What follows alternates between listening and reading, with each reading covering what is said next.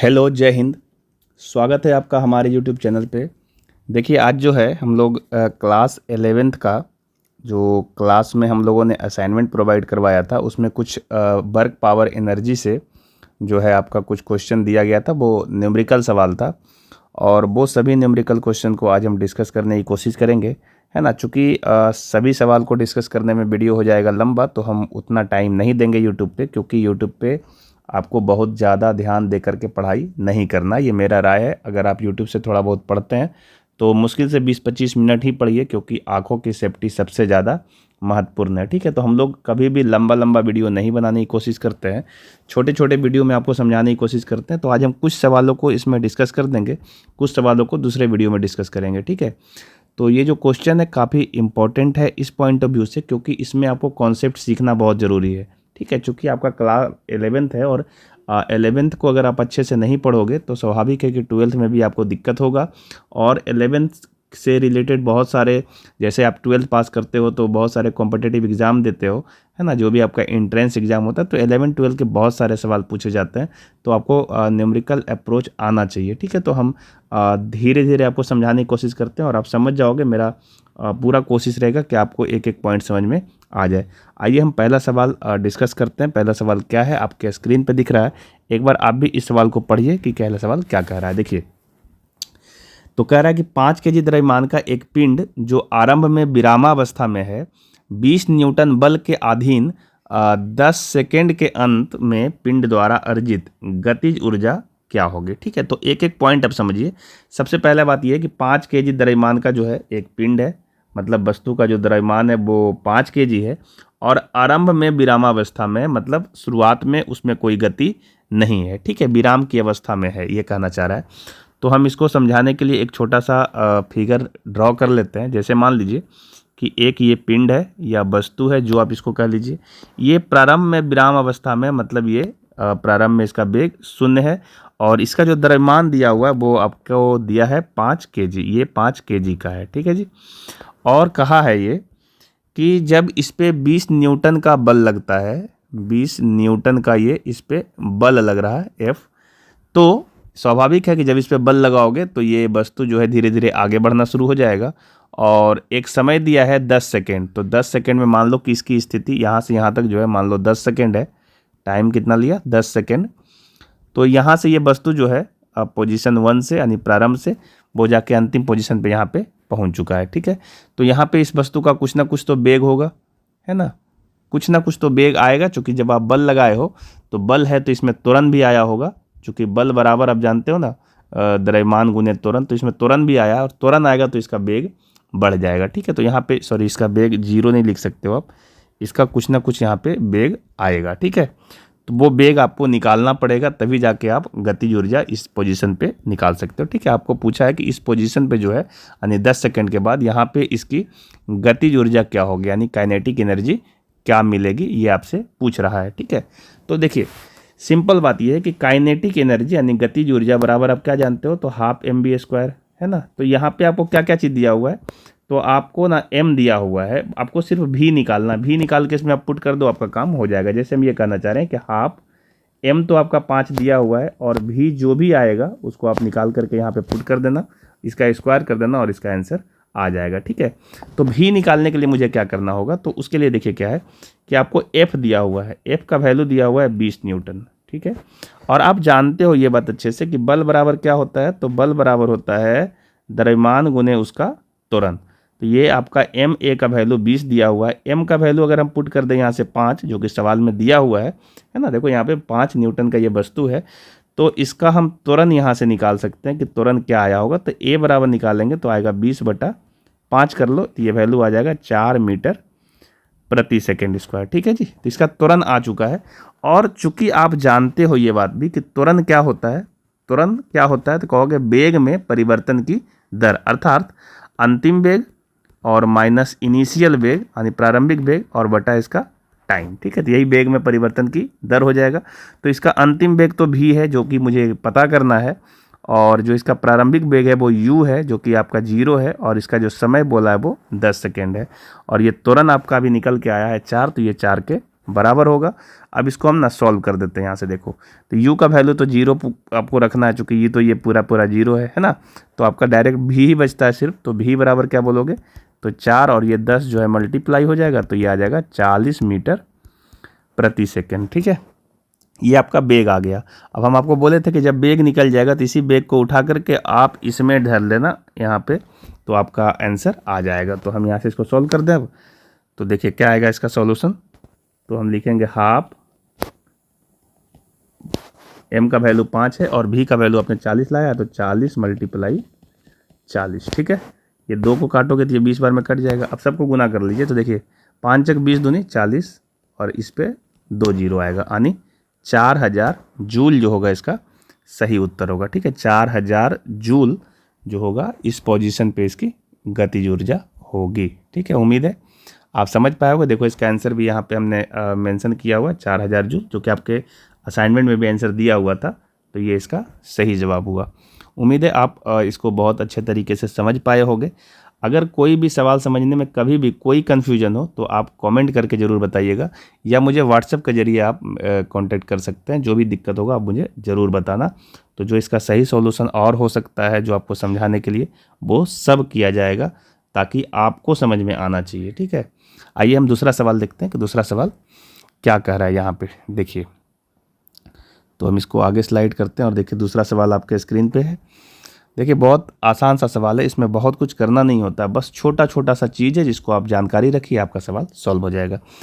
देखिए दूसरा सवाल आपके स्क्रीन पे क्या कर रहा है कि 1000 किलोग्राम की कार का 20 मीटर प्रति सेकंड से 30 मीटर प्रति सेकंड तक त्वरित करने का कार्य कितना होगा। स्वाभाविक सी बात है। देखो जैसे मान लो यहाँ पे एक कार है, ठीक है, अभी यहाँ पे एक कार है, मान लो सपोज ये कार है। देखो यहाँ पे सपोज एक कार है और इस कार का जो अभी यहाँ पे बेग है वो 20 मीटर पर सेकेंड है, और इसका बेग बढ़ेगा आगे चलेगा, तो है ना, चूँकि ये त्वरण में है तो आपका ये कार जो है आगे जाएगा तो इसका बेग और बढ़ जाएगा। ठीक है, तो यहाँ पे जो इसका बेग हो गया मान लो बोला हुआ है 30 मीटर प्रति सेकेंड आपको कर देना है ना। और इस कार का जो द्रव्यमान दिया हुआ है, इसका द्रव्यमान यानी m दिया हुआ है 1000 kg। ये सब चीज़ें सवाल में दिया हुआ है, सवाल को देखो सही से, आपको पता चल जाएगा।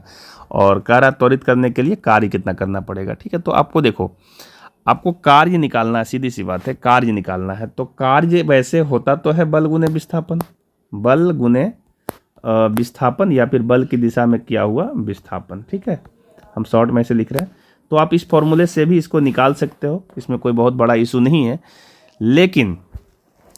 लेकिन आपको हम ना दोनों तरीका समझाने की कोशिश करते हैं, उसको आपको समझिएगा। आपको चूंकि ये वर्क पावर एनर्जी का क्वेश्चन है तो आपको वर्क पावर एनर्जी के ही मेथड से बनाना चाहिए। ठीक है, तो हम ना इस सवाल को दोनों तरीके से समझाएंगे ताकि आपको बिल्कुल क्लियर समझ में आ सके। तो हम सबसे पहली बात ये कर लें कि वैसे कार्य बराबर आप क्या जानते हो ना, बताए थे आपको या पढ़े होगे आप कि कार्य जो होता है वो ऊर्जा में परिवर्तन जो भी आ जाए ऊर्जा में परिवर्तन के बराबर होता है ना। यानी ऊर्जा में जो कुछ भी परिवर्तन आया है वो सभी कार्य में काउंट होता है। इसी के लिए हम लोग बराबर बोलते रहते हैं कि कार्य ही ऊर्जा है और ऊर्जा ही कार्य है। आप समझते हो इस चीज़ को। तो ऊर्जा में क्या परिवर्तन हुआ, यहाँ पे देखो जो कार है वो आपका ज़मीन पे चल रहा है ना। तो ज़मीन पे जब चल रहा है तो इसकी जो ज़मीन से कुछ ऊंचाई है वो तो जीरो है ना, कोई हाइट तो है नहीं, ज़मीन पे चल रहा है तो इसकी स्थितिज ऊर्जा तो होगी नहीं, है ना। जो इसकी पोटेंशियल एनर्जी है वो तो जीरो ही रहेगा, वो तो किसी भी पोजीशन पे लोगे तो जीरो रहेगा, क्योंकि इसमें कोई भी ऊंचाई नहीं है ना। जब ऊंचाई है ही नहीं, ऊंचाई इसका जीरो है, तो इसकी गतिज ऊर्जा कुछ मिलेगी और पोटेंशियल एनर्जी यानी स्थितिज ऊर्जा जीरो मिलेगी। ठीक है, तो यहाँ पर की जो गतिज ऊर्जा है और जो यहाँ पर की गतिज ऊर्जा है वो दोनों चेक कर लेते हैं। ठीक है ना, तो गतिज ऊर्जा जो है यानी काइनेटिक एनर्जी हम पहले इनिशियल पॉइंट पे चेक करते हैं, तो ये होगा हाफ mv², है ना। v1 का स्क्वायर कर लेते हैं, तो यहाँ पे ये वैल्यू आएगा हाफ, m का वैल्यू आया 1000 और यहाँ पे v1 है 20, तो यहाँ पे 20 रखेंगे तो 20 गुने 20 कर लेंगे, 2 बार होगा ये, तो ये कैंसिल आउट हुआ, 10 आ गया। तो कितना आ रहा है जरा चेक कर लीजिए इसको। तो ये आ गया 2 गुने 1 है तो 2 आया और 3 2 5 0 1 2 3 4 5, तो इतना जूल आया। ठीक है, अब देखो हम अगर अंतिम पोजीशन पे निकाले होते यानी फाइनल पोजीशन पे निकालते तब कितना आता, तो हाफ m v2 का स्क्वायर, तो ये वैल्यू कितना आ जाएगा, तो ये आएगा हाफ m का वैल्यू तो 1000 हुआ और ये आपका 30 दिया हुआ है, तो 30 × 30, तो ये वैल्यू देखो 15 से कैंसिल आउट हो रहा है, तो ये फाइनल आपका मिल गया 15 तिया 45, और इस पर कितना जीरो आ जाएगा, तो 4 जीरो, 1 2 3, और देखो यहाँ पे जो ऊर्जा है और यहाँ पे जो ऊर्जा आई है, ठीक है, यानी कि इस पोजीशन पे ऊर्जा और इस पोजीशन पे जो ऊर्जा है, तो आप देख पाओगे कि ऊर्जा यहाँ पे जो है बढ़ गया है ना। तो कितना बढ़ गया है, ये जूल में है, तो आपको ना यहाँ पे ऊर्जा में परिवर्तन कितना दिखेगा, तो ऊर्जा में परिवर्तन जो दिखेगा, परिवर्तन वो देखो कितना दिख रहा है। तो हम ये लिख सकते हैं कि 45 पे 4 जीरो है, 1 2 3 4, और माइनस 20 पे जो है 4 जीरो है, ये इतना आ रहा। तो इसको हम लोग घटाएंगे तो ये वैल्यू देखो कितना आ जाएगा, 4 जीरो तो ऐसे निकल जाना यहाँ से, और फिर 45 में से 20 जाएगा तो ये 25 बचेगा, है ना। 25 पे 4 जीरो, इतना जूल आना चाहिए, ठीक है। इसी को आपका जो आंसर है वो इस तरीके से दिया हुआ है, तो आप इस फॉर्मेट में इसको जो है साइंटिफिक फॉर्म में लिख सकते हो। कैसे लिख सकते हो, तो देखो इसी को जो है हम ऐसे तो लिख सकते हैं 25 मल्टीप्लाई आपका 1 पे जो हो जाएगा 4 जीरो, या फिर आप 10 पे पावर 4 कह सकते हो, ठीक है, 10 के पावर 4 कह सकते हो। लेकिन ये 1 दशमलव बढ़ाएंगे यहाँ पे, तो 1 जीरो और बढ़ जाएगा ना नीचे, है ना, चूंकि दशमलव बढ़ाया हो तो नीचे 10 आ गया ना, तो 10 आ गया तो 10 से गुना भी करना पड़ेगा। तो ये फाइनल कितना आ जाएगा, तो ये आ जाएगा 2.5 और गुने 10 का पावर 5 जूल, ठीक है, यही इसका आंसर होगा।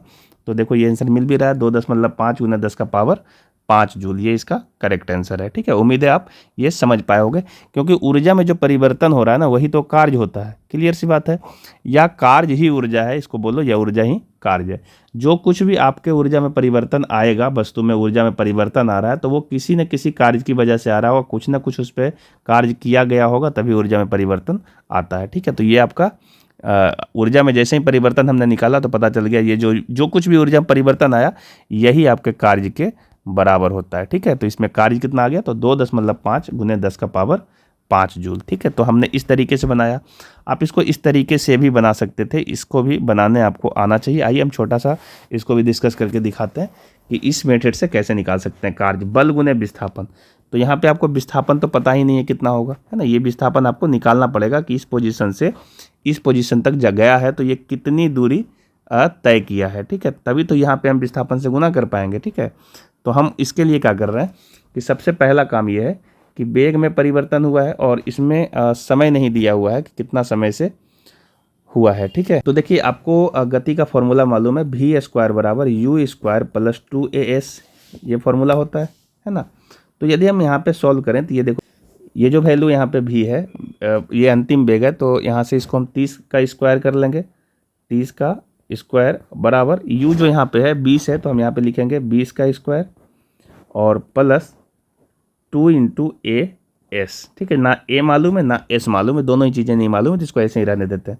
ये वैल्यू आ गया 900, और ये इधर से 400 इधर आके माइनस आ जाएगा, तो ये वैल्यू आ जाएगा 2as, तो ये वैल्यू आ रहा है आपका 500। इसका मतलब तो ये हुआ 2as का वैल्यू आ गया 500, ठीक है। अगर देखो इसकी ज़रूरत होगा तो इससे भी उत्तर आपका आ जाएगा। देखिए अब हम यहाँ पे आते हैं, तो हम लोग कार्य अगर निकालते हैं W, तो बराबर कहेंगे बल, यानी बल बराबर जानते हैं ma और इंटू इसका s, ठीक है। तो यहाँ से आप ध्यान दीजिए, m का वैल्यू कितना है, तो m का वैल्यू है 1000, है ना जी, और a गुने s का जो वैल्यू है अपने यहाँ से लेके आया 2as का वैल्यू।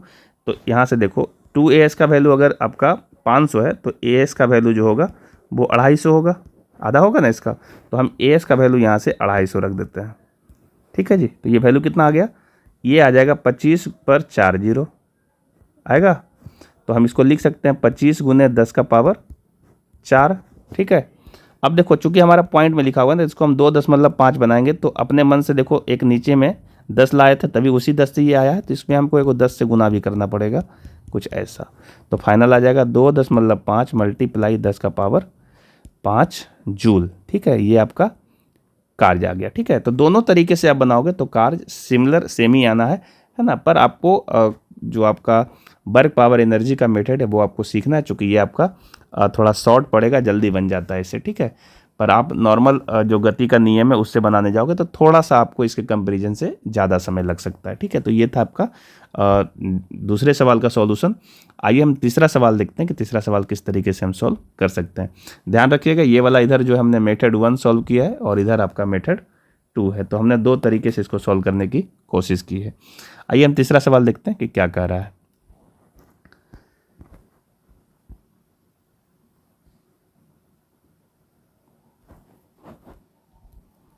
तो देखिए ये तीसरा सवाल आपके स्क्रीन पे है। क्या कह रहा है ये सवाल, थोड़ा ध्यान दीजिए।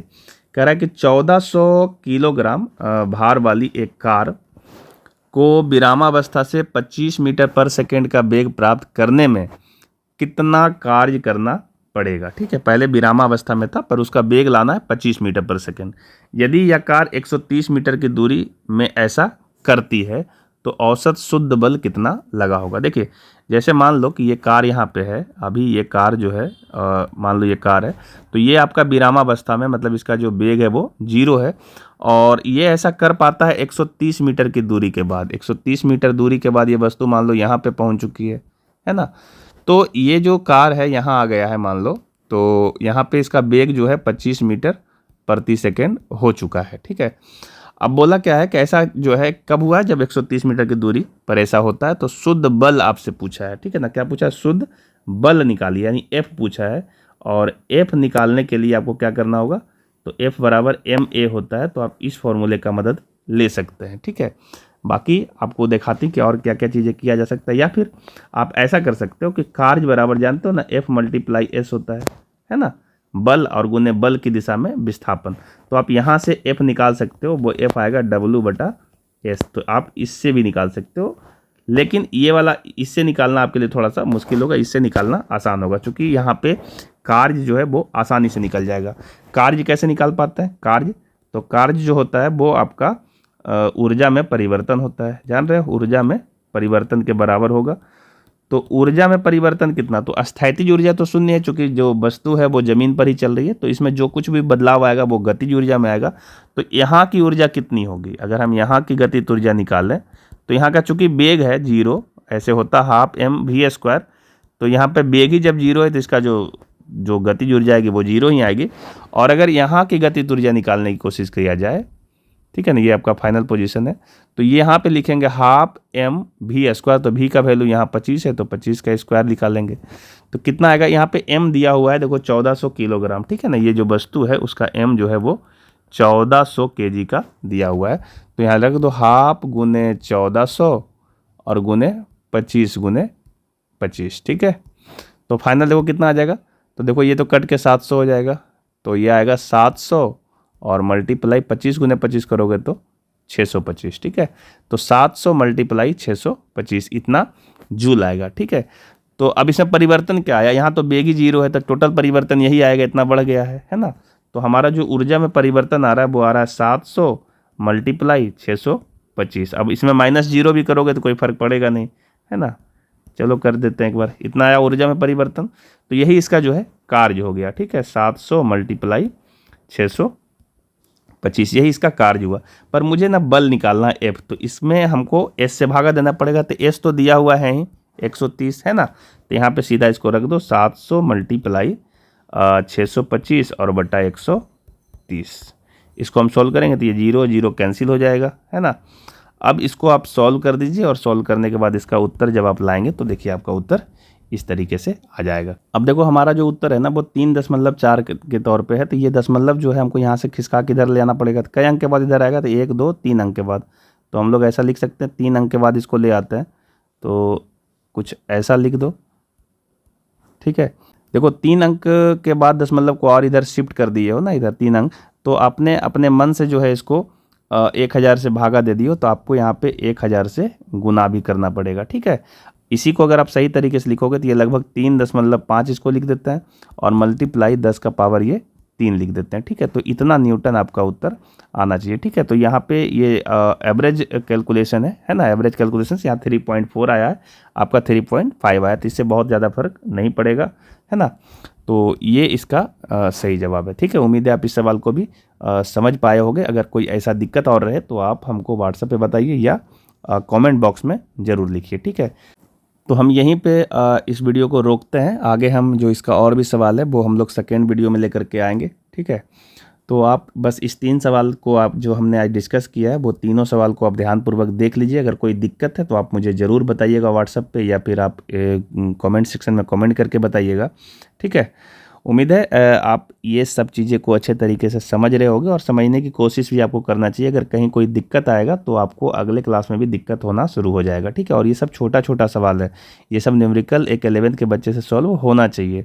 ठीक है, और नहीं होता है तो आपके कॉन्सेप्ट में प्रॉब्लम है, और कॉन्सेप्ट को सीखने के लिए ही ये सारी चीज़ें आपको दिया जा रहा है। ठीक है, तो आप धीरे धीरे सीखिए, फॉर्मूला को ध्यान में रखिए, कॉन्सेप्ट को समझने की कोशिश करिए, और इसी तरीके से आप प्रैक्टिस करते रहिए, आपका धीरे धीरे फिजिक्स अच्छा हो जाएगा। ठीक है, और एक बात आपसे ये कहना चाहेंगे कि अगर आप चैनल पर नए होंगे तो चैनल को ज़रूर सब्सक्राइब करना, और अपने और दोस्तों में इसको शेयर करना, ताकि और लोगों का सब्सक्रिप्शन चैनल को मिल सके।